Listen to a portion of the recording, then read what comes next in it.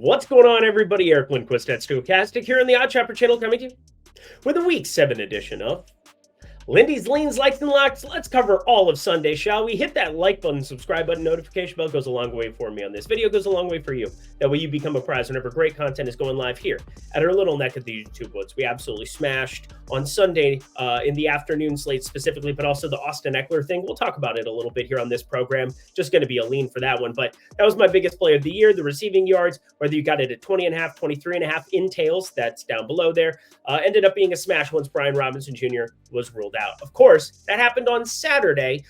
I record this on Friday, so that is what it is. It kind of comes with the territory here. We got 2 days. I'm recording this Friday. You're going to hear this either on Saturday, Sunday.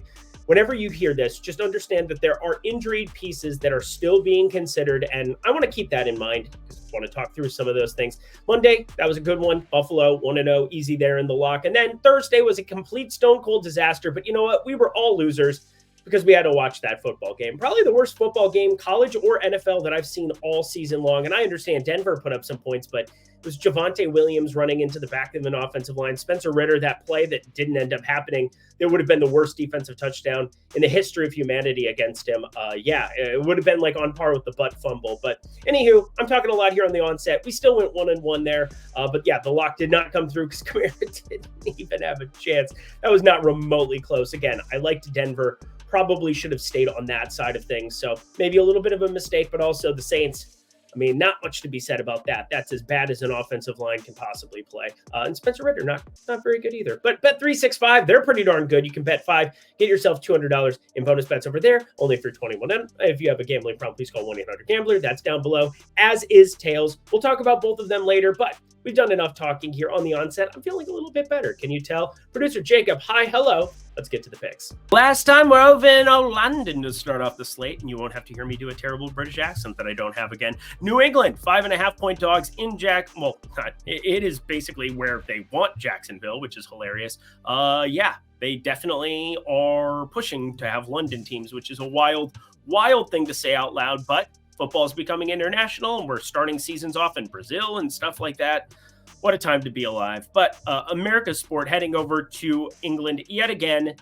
And you got question marks about Travis Etienne. Again, this is probably my biggest mistake, was I was so against Travis Etienne that I just kind of expected Tank Bigsby to get all of the work in the aftermath. But Dearness Johnson became an actual thing there in that second half, got almost all of the work himself. I guess more of a pass catcher back in come from behind mode. Jacksonville played like absolute dog doo-doo. I know Gabe Davis had himself 2 touchdowns. I understand that Mr. Evan Ingram, 10 targets, 10 catches, first game back from that hamstring. If you've kept him stashed away on your bench, you're probably in an all right situation there. Kept him on IR there for a while. He came out. He's going to be one of the top tight ends in football, you would think, based on that first performance. But this is a question about Drake May. He popped up on the injury report. He said he is going to play here on Friday morning. It was early because they were practicing over in London. Sounds like he'll be good to go, but Drake May, I get that he looked all right from the get-go, but I'm not sold that Drake May is going to be your solution in New England by any means. He's a rookie. You can put him in the Will Levis bucket. If everybody remembers Will Levis's Mr. debut, he went completely berserk with DeAndre Hopkins, and it hasn't exactly come up all rose petals and rose bushes and rainbows and butterflies and I don't know, all those flowery whatevers. Anyway, we've got ourselves an interesting thing here because Trevor Lawrence, 1.5 touchdowns is actually grading out the best for me here because Travis Etienne not going to be involved as much in the run game, or not in the run game, in the passing game, you would think, with the limited shoulder, even if he ends up playing. Tank Bigsby going to be on the field primarily to run it, but Dearness Johnson exists. I think that might end up being a pass catcher in some situations, but I just want to point out Gabe Davis, Christian Kirk, Brian Thomas Jr., obviously, who's been outstanding, although I don't love his props today either. And then, of course, Evan Ingram, the aforementioned. That's a lot of skill position players that New England has to deal with. And I think this defense has underperformed relative to what they looked like in weeks 1 and 2 to me. I think that's all right. But yeah, Jacksonville's gotten to have the advantage of staying overseas here for a while. I think you got to look at Trevor Lawrence 1.5 passing touchdowns, but overall, I don't love anything from this game, if we're being honest. Talked a lot about it because I know these standalone games, you want to find something for the people to wake up, have a cup of coffee, and gamble. Those all go together. And game number 2, Tennessee plus 8.5, heading to Buffalo. They got Amari Cooper. He seems pretty good at football. Yeah, this is a number 1 that they were looking for because Keon Coleman wasn't quite doing it here in his rookie season. You've had some injuries, obviously, Khalil Shakir. They end up releasing Marquez Valdez-Scantling. I don't think that's going to matter to a lot of people. It matters to me in 2022 when I thought he could be the truth for Kansas City, coming from Green Bay. And, he had Aaron Rodgers' trust at the tail end of that season. He did not have Patrick Mahomes' trust. He did not have Josh Allen's trust. And now he is Gonski. But I can't believe I'm about to do this with an 8.5-point dog on the road. I really like Tony Pollard rushing props. 63.5 over at Bet365 here at the moment for the people. I got this at 64.5 here, minus 110. I'm just fine with that too. But Tony Pollard, no Tajay Spears here for this one. It's so straightforward to me because behind him, not Joey Chestnut, the hot dog eater, but Julius Chestnut, decent enough preseason that he had at times, if anybody was paying attention to the preseason. But overall, Tony Pollard should be getting 80-90% of the snaps here. I think the way to go after Buffalo in any way, shape, or form is to try to slow this game down, reduce the variance, and their rushing defense is not very good. 140 yards allowed per game, 22nd in the National Football League. Come on now. Tony Pollard looking really good for me. Not quite a lock because, again, 8.5-point dogs, lots of ways that they need to be throwing above expectation in this game, but I'm willing to fire this for half a unit. Houston at Green Bay. We've got ourselves a quarterback matchup, if you ask me. Obviously, as a Vikings fan, it sucks how good Jordan Love is. I said that basically from the jump. And then CJ Stroud. I did not say this from the jump. I've just never seen an Ohio State quarterback who exceeded the talent that they had in college. I mean, think about all the all-star wide receivers that have come out of Ohio State in the last 5-10 years. And think of the quarterbacks. There's one that's come out of there and has been functional in the National Football League. And he is playing for Houston, CJ Stroud. Now, of course, you're still going to be without Nico Collins on the ER. That'd be hilarious. Maybe the show. IR, there you go. But you got Tank Dell filling in very, very nicely there. He's probably the best wide receiver 3 in football. He's definitely up there for consideration. Now going to be your wide receiver 2 in a lot of ways. I wouldn't be shocked to see him have massive, massive games, even above Stephon Diggs, who his ADOT was pretty short to start off the season. It's starting to get extended in this number 1 role. I would expect them to try to do a lot through the air, but I think as much as they want to do through the air, I think Green Bay's just going to find crazy success. They have all of the toys back, mainly being Jaden Reed, Romeo Doubs, who was a bad boy. He was naughty, and now he's back living his life. And Christian Watson, the eternally injured, but looked awesome, if you ask me. If you go back and watch any of that Arizona game, 3 catches that just looked like a million more than that. 23 yards per catch. Got himself a tutty there, too, 44-yarder. I mean, just Christian Watson is very good at the whole football when healthy. It's just that he's never healthy, but he is today, and that looks like the total. I thought about betting the over here, but I ended up firing this. 248.5 on the passing yards, and then I just about clicked the button on Green Bay here, -3, -2.5 in some capacity. I just can't get the 2.5 here at the moment. 2.5 is available at books that I'm limited at, so I'm only going to put it in the grid if I have a bet on it. And, well, I don't have a bet on it here at the moment. If I could get 2.5 at -110, I would absolutely fire it on the Green Bay side. I think they do enough through the air against Houston. We saw Jacksonville have a lot of success against them. They've basically just beat up. Their defense has beat up on rookie quarterbacks this season. I think we're going to see them against more polished, not that Jordan loves some veteran, against more polished teams. We're going to see Houston struggle, I think, defensively.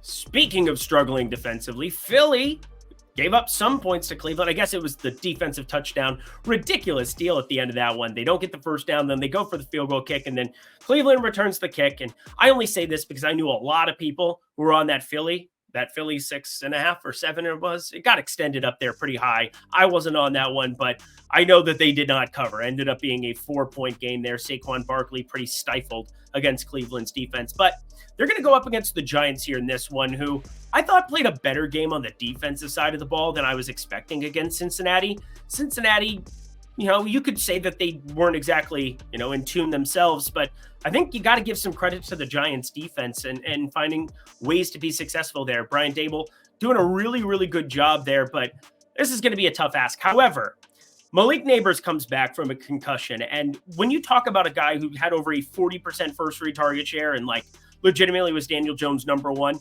Wan'Dale Robinson, Darius Slayton, they did great here in his absence, but they are not the playmakers. They are not the field stretchers that Malik Neighbors can be. Just, oh my God, I'm so excited to see him back in my life. Not just because he's on like every fantasy team of mine, because people are insane and didn't want him in the second or third, but I thought he was a pretty consensus top 10 pick, but that wasn't me. No, it was me. Anyway, we got ourselves an interesting one here. I think Saquon Barkley going to also be able to get a lot done here on the ground. This is obviously a revenge spot for him. Does he have revenge in his heart? I bet he wants to be on the field for every single snap, and I bet the Philadelphia Eagles let him do that. Oh, Sirianni, you're going to need to have some run good here, because the ice is starting to get thinner and thinner and thinner in Philadelphia. And this is a season you absolutely have to just start ramping it up here in the division. Got Washington. They've looked obviously pretty good on the offensive side of the ball. Defensive warts, those will be fascinating football games. But with the Cowboys down within the division, Philly has to take it by the horns. I think they probably do here, but I'm not willing to lay the 3. I am going to be betting the over. In fact, I have bet the over again. That's why it says like down in the corner. 42.5. I like it. I think Malik Neighbors helps this game not completely shoot out, but shoot out above expectation. I've got this closer to 45 and change. Let's go. Speaking of 50% off, if you want to get all of my plays, Lindy 50 daily picks plus premium Discord. Again, Austin Eckler. It breaks my heart that I wasn't able to talk about that one. I talked about it here and said that I would be interested in it. I didn't have any idea that the books were going to open this number at 20.5 when I had him around 40. He ends up going for like 47 and change.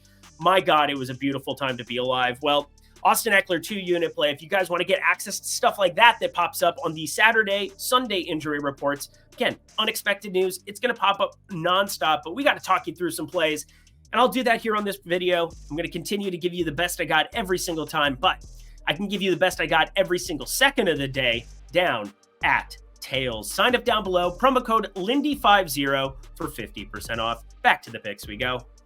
Next up on our boarding walk, the game of the week. Detroit 4-1, Minnesota. My Minnesota Vikings 5-0. Skull. I don't know when we started doing that. It had to be just pretty much the new statement. I can tell you as a kid at the Metrodome, I didn't do that. I did not do. I mean, we had the action but we didn't do the chant. You don't care about that. You care about a play. Let's get to it. Detroit. Aiden Hutchinson, it absolutely sucks because I love good football players. I love good guys too. It seems like he's a really, really good dude, beloved by that football team. Compound fracture in his leg. Obviously, that is going to disintegrate that defensive edge. I mean, there's no replacing an Aiden Hutchinson. He's a special football player. The amount of pressure that he's able to put on teams, just basically getting a double team whenever possible. And now Minnesota is going to be able to have protection there for Mr. Sam Darnold. I think that that's going to be a big, big part of the storyline of this football game. It's in Minnesota. We're continuing to be undervalued in the marketplace. And I mean, even PFF from a grading perspective, only 19th in defense, 17th in offense. We've been winning games pretty handily at times. I mean, obviously getting up big leads, 28-0 in Lambeau, and then sitting on it. Aaron Jones' health sounds like he's going to be playing here in this one. But with Sam Darnold out there potentially getting less pressure on him than he would before, because again, there's no replacing Aiden Hutchinson. A clean pocket for Sam Darnold means a lot of things. He has a 113 passer rating under clean pockets, nearly an 80 passer rating, so below 80 when under pressure. Obviously, most quarterbacks are worse under pressure, but that's a pretty stark difference that we would normally see. So for me, I do think Minnesota can move the ball efficiently. We have a 50.5 total for a reason, but Detroit's offensive line is still the best that exists in football. However, they might have to change a little bit of their style of play going up against a team like Minnesota that's blitzing the highest rate in football. And part of me thinks that they were going to see Sam Laporta utilized a little bit more there in the seams and try to get him open and potentially get him involved a little bit more, be more of a check down guy here to protect against some of that. But really what I think happens is, despite the massive games that we saw from beating up on the Cowboys right now, we've seen this Cowboys team without Micah Parsons, not really adding a whole lot of fuel to the fire, that's for sure. But David Montgomery and Jahmyr Gibbs, I know they're going to try to get the run going. I don't know how successful it's going to be here on the road in Minnesota. It's a dome. We know Jared Goff splits. It's a thing. But Amon-Ra St. Brown is sitting at 72.5. And if I have any questions about anything on our team, it's surely surely going to be with our secondary here. I get Stephon Gilmore is very, very good, but not going to be playing on the outside. Going through some of the PFF data on him as well, this just kind of became utterly apparent to me, is that Amon-Ra St. Brown is the key to this football game. And I'm a little bit worried for my Vikings because Amon-Ra St. Brown in the slot could create some massive, massive damage. Now, Stephon Gilmore, again, he has been out wide 266 snaps. That is pretty much his entire snap portfolio. I believe 37, carry the 1, 39 snaps that he has not been playing outside wide.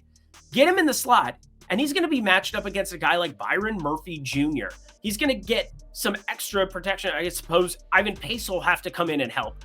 I get that Van Ginkel has been a god for us here, an absolute godsend on the edge, but I get worried St. Brown has a massive game here. 72.5 is way, way, way, way, way too low. I worked on my projections multiple times, multiple iterations of this game in a dome. I've kind of closer to 90. I mean, this is 89. This is probably the biggest disparity I've had for a star receiver relative to their yardage props in a long, long time. Amon-Ra St. Brown, your first lock. Yeah, got more coming. We got number 2 coming up a little bit later, but Amon-Ra St. Brown, my favorite prop. I'm looking at ladders too. Seattle +3 at Atlanta. Hot Atlanta here for this one. And gotta tell you, it is a tough football game to handicap. I'll just be dead honest. I went through multiple variations of this. Again, simulations. It's what we do on the stochastic side and the DFS side all the time. But from a betting perspective, when I'm simulating out games, I'm basically saying, what are your range of outcomes? Trying to find a good mean, a good median that I can then target for some of these props and try to find outliers. There's really nothing that looks all that good. Bijan Robinson had that game. Everything got dwarfed. We saw Ray McLeod be an absolute cash cow at the beginning of this season for us. His props are really waned off. Plus, Kyle Pitts, they said they wanted to get him more involved. And hey, a coach telling us the truth and then getting a guy more involved, wouldn't you know it? Oh, you can do that. Not Jason Kidd in the NBA preseason streets. Real ones know that one. Oh yeah, my guys are going to play the second half. No, they're not. Hate him for it.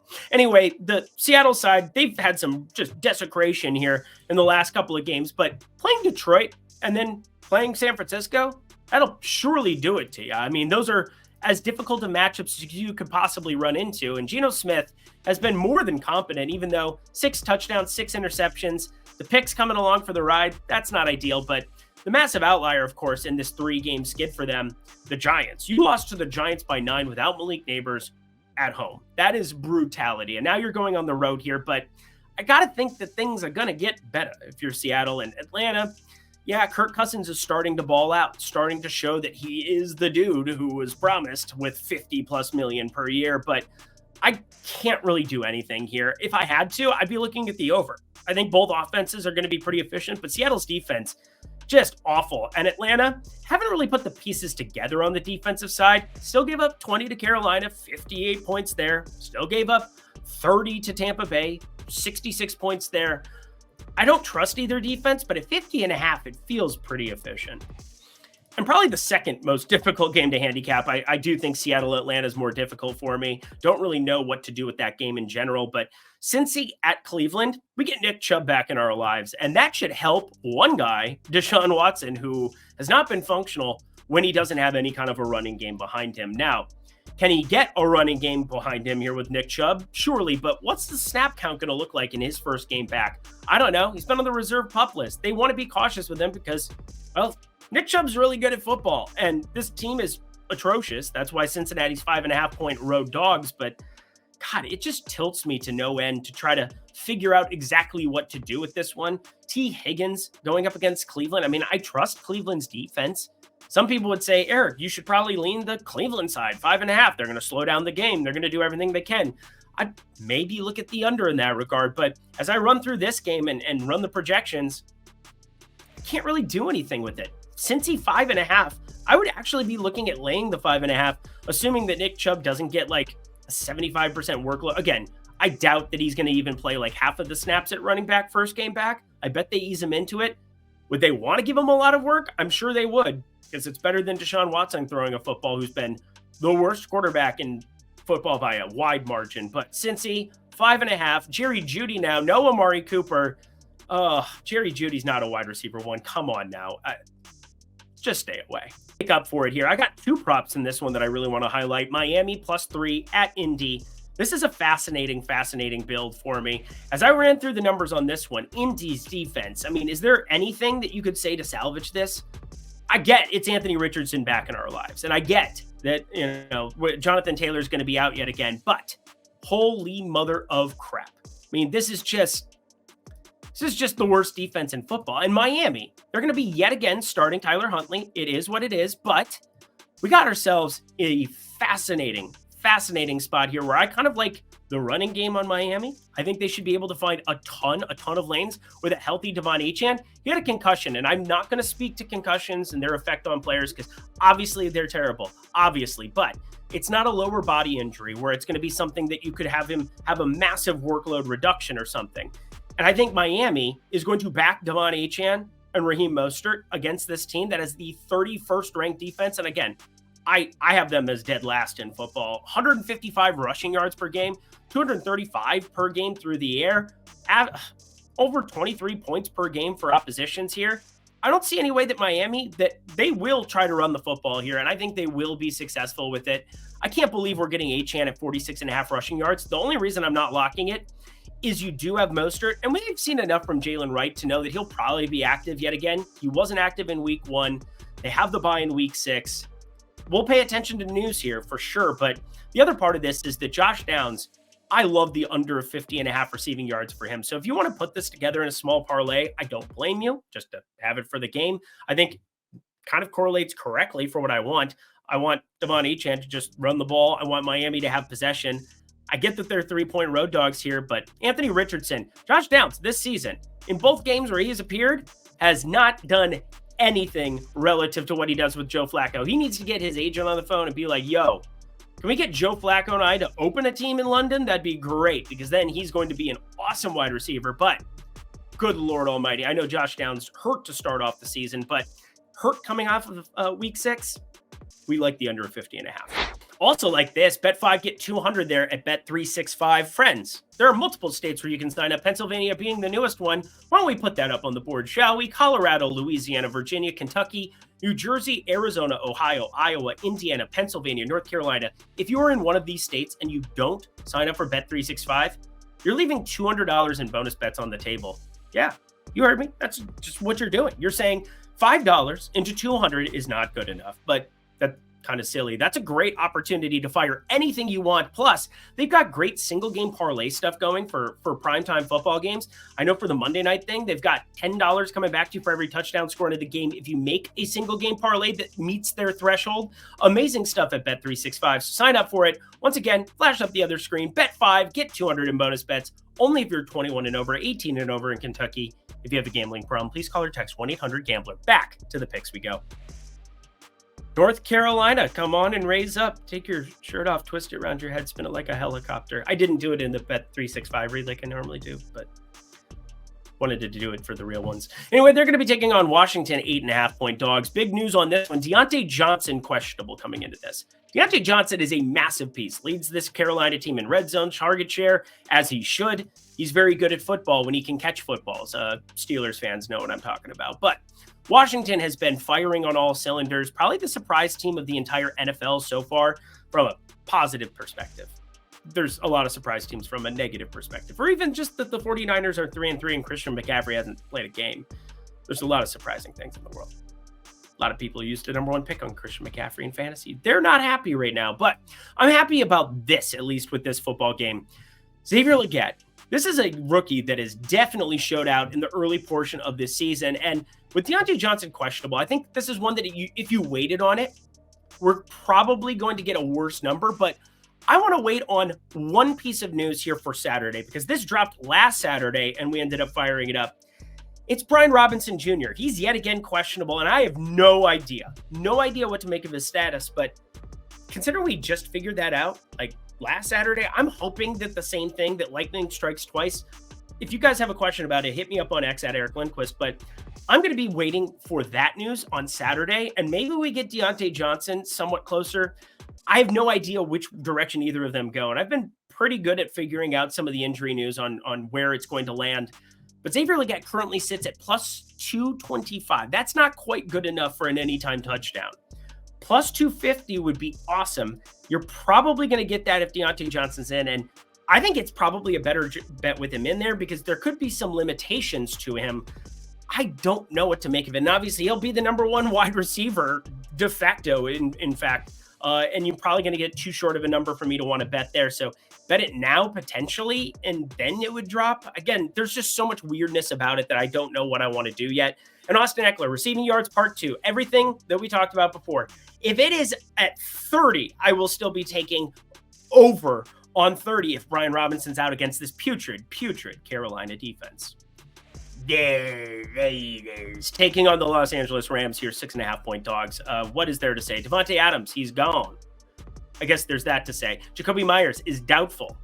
There's also that to talk about. Trey Tucker, he's probably going to have to actually catch a football this time around. I mean, what are we doing? 2 targets, no catches against Pittsburgh. They get completely blitzkrieged, 32-13, and now we'll get there. Justin Fields potentially not starting. What a time to be alive. But I don't really have an opinion on that so much as I have an opinion about this. Cooper Kupp, he's very good at football. Cooper Kupp, this general minus 320 for a 2-4 Rams team, or 2-3 Rams team, coming out of the bye. It's a little bit surprising to everybody involved, but it's justified based on what we've seen from this Raiders defense the last few weeks. Again, Pittsburgh hanging up a 32 spot on you. Justin Fields being able to just scramble and get out of the pocket whenever he wanted to with no resistance. I think the Rams should be able to move the ball with Kyren Williams. I think they should be able to add Cooper Kupp. Once again, he's questionable coming into this game, but this number kind of suggests that he's going to play. And Matthew Stafford is going to have tons of opportunities to succeed in the passing game. And I kind of want to jump on this one early because I think Cooper Kupp plays. I think most people think Cooper Kupp plays. 230.5 passing yards. Him, Kyren Williams, going to be over half of the offense potentially. I mean, there are lots of ways. Also, Jordan Whittington. I think Jordan Whittington's good for what it's worth. Jordan Whittington has impressed me when given opportunities, which happened de facto as well in weeks 4 and 5, 8 and 10 targets. I think we've got a decent offense here in the Rams to back Matthew Stafford, the key part of that. Eric, you haven't had enough spreads or totals. Okay, I gave you a total, multiple totals. I leaned on a total. And then, Green Bay. I want to get 2.5. If I could get 2.5 on Green Bay, I'd probably be going that direction. But my favorite bet of the week, nothing like betting against the Andy Reid off of the bye narrative. Kansas City, 1.5-point dogs taking on San Francisco. Juju Smith-Schuster. It's weird that this matters as much as what it does in the year of our Lord 2024, but he popped up on the injury report out of nowhere with a hamstring, which is weird because you saw him after the game talking and saying, it was great to be involved and it was awesome and I'm looking forward to being a big part of this offense. 130 yards receiving out of nowhere. Kareem Hunt has a massive day. Oh boy. Juju Smith-Schuster, not sure what he did over his bye week coming out of it here. Hamstring injury. I think he plays, but even the fact that he potentially could miss, and you could have to really go down the depth chart here. I mean, McCole Hardman, Justin Watson might actually have to do more than just run wind sprints. And Xavier Worthy would really have to get himself somewhat involved. And Travis Kelce would have a gigantic workload, you would think, against San Francisco. But the inverse of my Minnesota Vikings is San Francisco. Whereas the Minnesota Vikings, PFF, not a big fan, but I started modeling out how I would rank each individual offense and defense. And it falls more in line with PFF than I was expecting. In Minnesota, I don't think they're going to be as good as what we've seen from them. I think going forward, defensively, they'll still be dynamic. Can Sam Darnold keep it going? I hope so. We're going to get TJ Hawkinson potentially back, but back to the game at hand, because this is the game that I care the most about.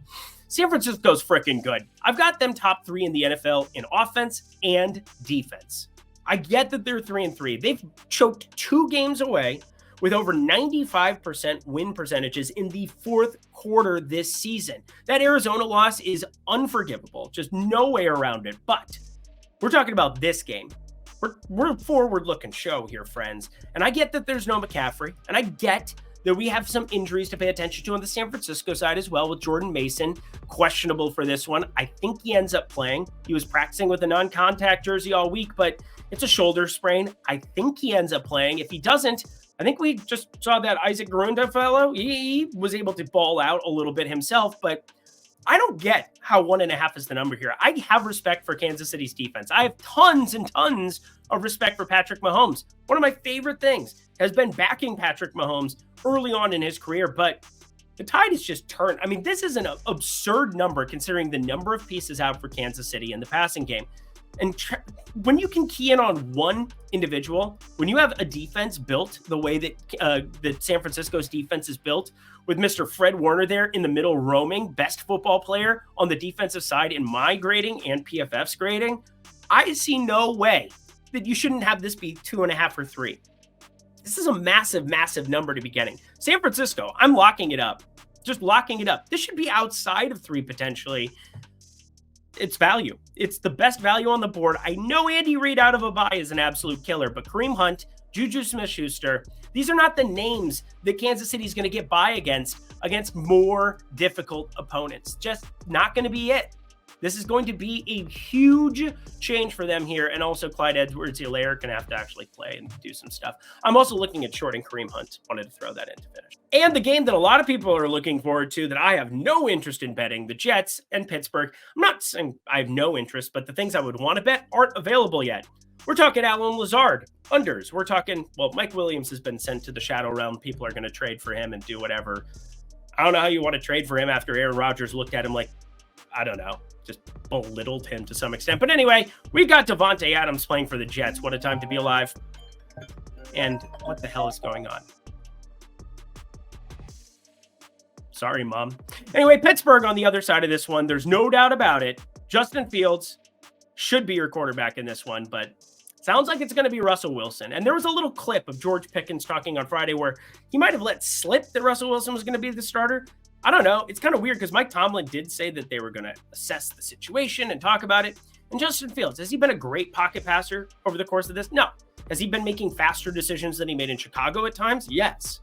I think he's ascending. I think this team is starting to get in a rhythm. And Najee Harris, you're getting Warren back. I mean, Jalen Warren got back last game, played all right. Only 48% of the snaps here for Najee Harris, but I don't really want to be shorting him against a Jets team that you really can't throw against. I think they're going to try to just run the football. And it's weird to me that Justin Fields wouldn't at least be out there for that purpose, to try to help them functionally run the football the way that they want to. I mean, Russell Wilson, this offensive line is not very good for the Pittsburgh Steelers side of things. So I think the over probably would be the lean for me, 38. There's 38 available. There's 38.5. That's the most relevant number that exists here on the screen. But at the moment, I have to just stay away from this freaking football game. Too many unknowns. I'd be looking at shorting some Allen Lazard, but I'm not the only one. That is for sure. Davante Adams should be fascinating to watch. Probably won't be touching any of his overs either. And that does it for another edition of Lindy's Leans, Likes, and Locks. You know what to do. Go to that comment section below. Let me know your favorite plays that exist on the board here for Sunday slate. Let's have another great Sunday main slate. That would be awesome. Prime times were great until the lock there on Thursday with Kamara, but Lucas Kroll, at least he's a real one. He was a real Kroller. Stone Cold Kroller. I'll see myself out. Pick up at 365. Check out Tails Friends. I'm out of here. Until next time, until Monday night, that is, I'm Eric Lindquist, and NBA Lindy's coming soon. I'm Eric Lindquist. Best of luck in the NFL streets on Sunday.